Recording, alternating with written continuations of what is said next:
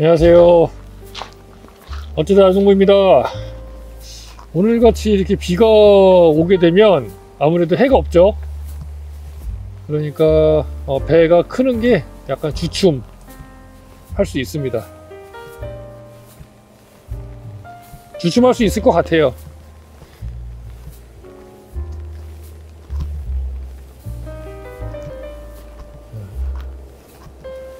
여기도 마찬가지.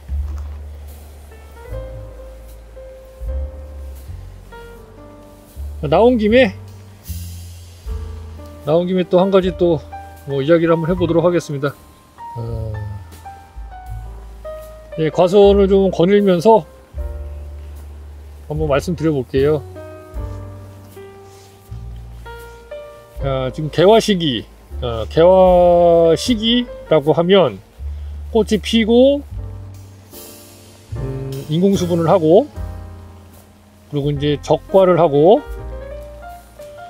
지베린을 바르고, 그다음 봉지를 씌우고, 이렇게 이런 방식으로 이제 이런 진행 상황으로 이제 넘어가게 되죠. 예, 그래서 개화하기 전부터 이제 그 흑성병 관련돼서 이제 집중 방제를 하게 되죠.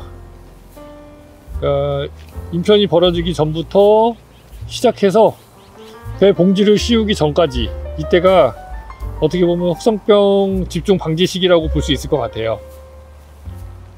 그래서 이제 저희는 비 오기 전에 예방 방제를 하고 있고요.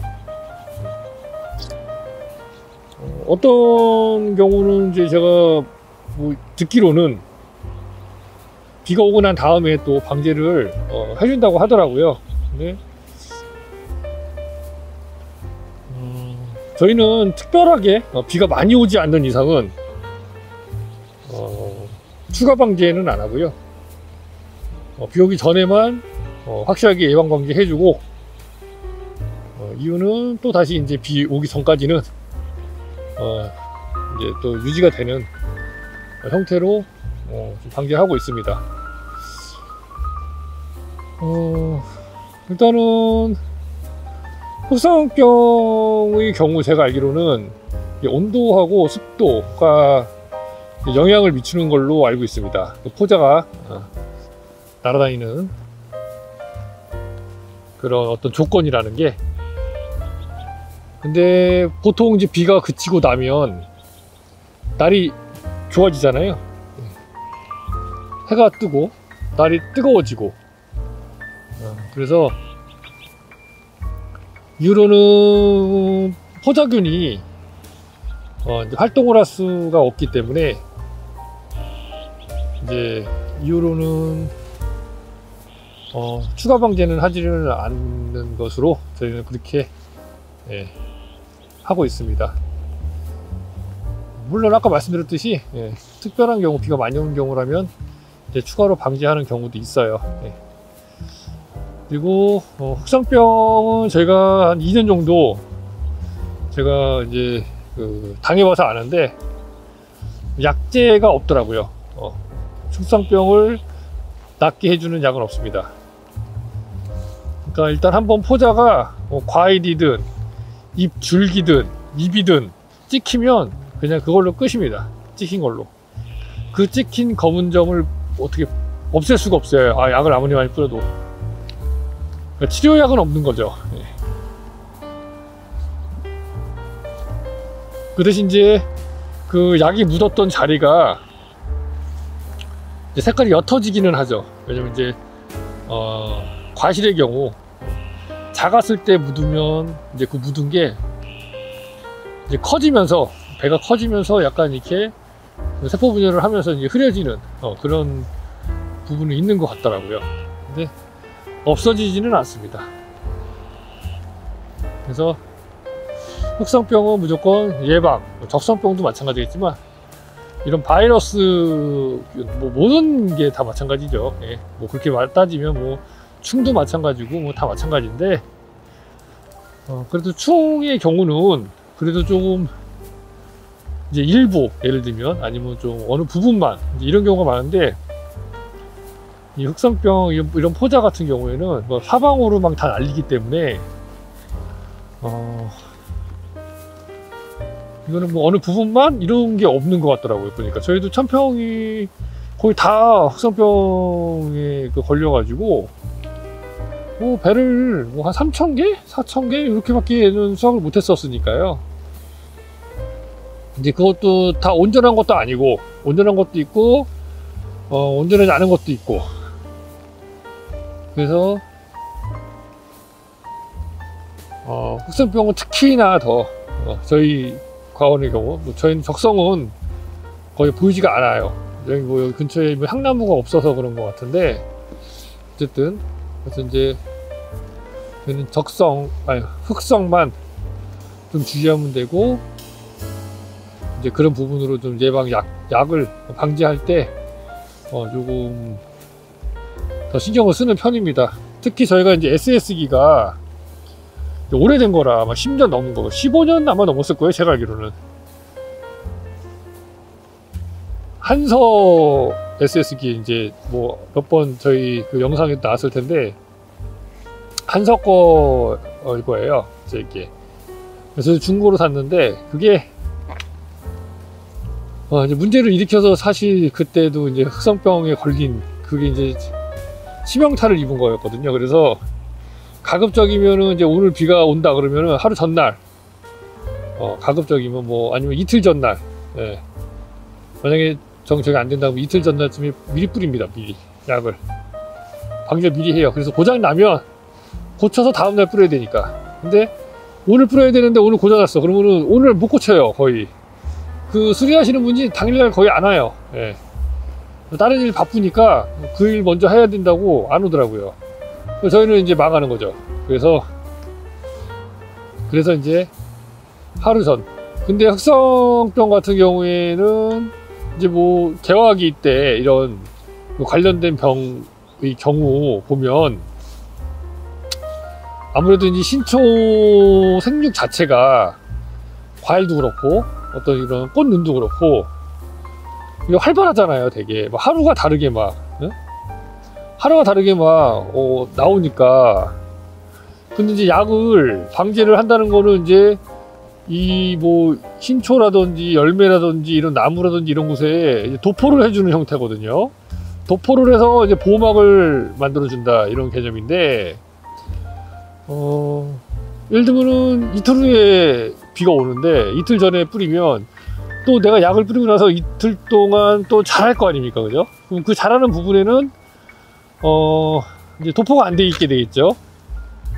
그럼 이제 그 부분으로 이제 흑성병 포자가 날아가서 붙을 수가 있다는 거죠. 그래서 가급적이면 흑성병의 경우로 한정해서 말씀을 드려보면, 좀 이제 근접해서, 예를 들면 오늘 저녁 때 비가 온다 그러면 오늘 아침에, 아니면은 뭐 원래 방제 매뉴얼이 이제 이렇잖아요. 약 뿌리고 2시간 지난 다음에 이제 비가 와도 상관이 없다, 이제 안전하다, 어느 정도는. 상관이 없다라고 얘기하기보다는 좀 안전한 그런 상태가 된다. 그러니까 그 정도 되면은 이제 말라서 이제 건조가 돼서 이제 그 약재가 도포가 된 상태가 유지가 되기 때문에 그 정도면은 좋다, 크게 문제가 없다.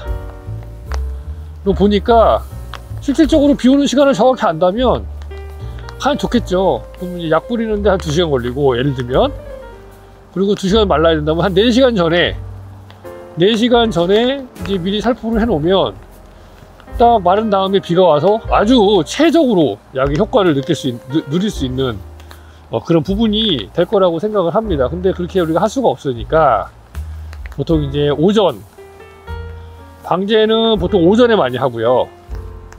왜냐면 이제 오전에 좀 습기가 좀 있고 이슬이 맺혀 있거나 습기가 있으면 약재를 살포했을 때 그게 이제 바로 이렇게 좀 잘 섞여서, 그 물과 이슬과 잘 섞여 가지고 그 어떤 나무나 줄기나 이런 잎, 뭐 꽃 이런데 더 흡착이 잘 된다. 예. 이제 마른 곳에다가 이제 하게 되면 막 물 떨어지는 것들도 많을 거잖아요. 이제 물론 그것도 떨어지는데, 그래도 이제 좀 젖어 있는 상태는 가서 이제 들러붙기가 더 좋다. 그래서 저희는 주로 오전, 그리고 바람은 2msec 이하일 때, 가급적이라면 1msec면 더 좋고. 근데 약간의 바람은 불어줘도 괜찮더라고요. 약간의 바람은. 그럼 이제 싹 흩날리면서 주변을 싹 이제. 근데 가급적이면 약재가 SS기 자체가 힘이 있기 때문에 방지하는 부분, 노즐이 굳이 그렇게 뭐 바람이 불지 않아도 충분히 약재를 묻힐 수 있는 상태가 되고, 그래서 바람이 안 불고 이제 오전 같은 경우에 이슬이 있고 안개가 좀 껴 있으면 최적의 상태인 것 같더라고요. 보니까 그 이렇게 되게 뭐라 그러지, 그 주변이 다 습하기 때문에 더 잘 들러붙고, 바람이 안 불면 그 주변에 계속 둥둥둥둥 떠다녀요, 그 약재가. 한동안 그러면서 계속 늘러붙거든요. 그리고 너무 제가 눈으로 딱 보기에도 이거 되게 이렇게 방지하니까 되게 좋다. 그러니까 안개 분사 방식이 그래서 좋은 거잖아요. 아주 곳곳 안 묻는 데 없이 그냥 다 묻는 그런 형태가 되잖아요. 안개 분사 아주 미세하게. 그러니까 그런 형태로 들러붙는 게 가장 좋기는 한 것 같더라고요, 약 효과는.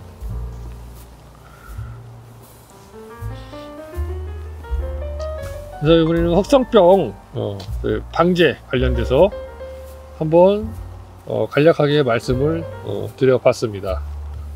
지금 저가는 뭐 비 올 때는 저가 좋습니다. 저가하는 거 뭐 나쁘지 않아요. 다 펴주고, 이것도 뭐 수분이 잘못됐는지 확실한 거 먼저 제거해주면 됩니다. 확실한 거 먼저 제거하면 최소한 3개에서 4개, 많게는 5개까지도 제거를 할 수가 있습니다. 이렇게 남은 거 여기 3개 남았어요. 이렇게 3개. 근데 아마 요게 남을 거예요. 요게 제일 지금 크고 모양도 괜찮습니다. 여기도 2개 있고, 요것도 이렇게 제거를 해주고요. 이렇게 제거를 해주면 되겠습니다. 요거는 이제 만약에 달겠다 그러면 이렇게 달고, 요 부분을 제거를 해주면 되죠. 이 부분을. 요 부분 찔릴 수가 있으니까 이런 부분들 제거를 해주면 될 것 같아요. 도장지도 마찬가지로, 제가 지금 한 손에 카메라를 들고 있기 때문에 원래는 이제 요거를 잡고, 요 밑에를, 요 아래 부분을 잡고, 여기를 잡고 요 위를 이렇게 따줘야 되는데, 잘못하면은 요 자체가 다 뽑힙니다. 요게 다 싹 다 뽑히게 돼요. 그러니까 한 손으로는 하지 마시고, 가급적이면 안 되겠다. 한 손으로 하면 떨어질 것 같아서 위에 거는 제가 한 손으로 해볼게요. 요런 거 떨칠 수가 있죠. 이렇게 요런 도장지를 제거를 해야 되는 이유가 저가랑 비슷하다고 보시면 돼요. 여기 보시면 저희 결과지가 이렇게 쭉 있잖아요. 결과지가 이렇게. 이 결과지에는 이런 도장지가 필요가 없습니다. 저희는 없애야 돼요. 이게 흡사 어떤 느낌이냐면, 여기에 있는 요런 불필요한 이 열매, 요거랑 같다고 보시면 돼요. 저희한테는. 그렇기 때문에 얘네들은 제거를 해줘야 됩니다. 얘를 제거를 이렇게 뽑아주는 거죠. 그래야 얘네들로 가는 영양분을 열매가 먹을 수가 있게 되고, 그래야 내가 키우려고 하는 열매에 힘이 들어가게 되는 거죠. 그래서 도장지는